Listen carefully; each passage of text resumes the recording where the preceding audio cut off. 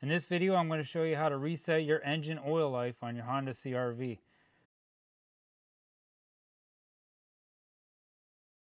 First, you're going to want to keep pushing this button in until you see your engine oil life. There. Now it says 5%. Now I'm going to push this same button in and hold it in until that starts blinking. Hold it. Hold it.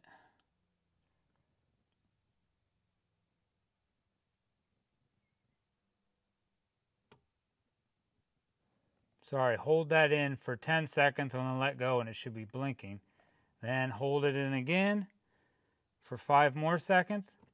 1, 2, 3, 4, 5. 100%. That's it. So you hold this in for 10 seconds, let go. It should be blinking. Then hold it in for 5 seconds.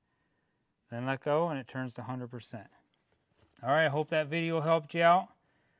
Please hit that thumbs up button, leave me a comment down below, and hit that subscribe button. Thank you very much. God bless, and have a great day.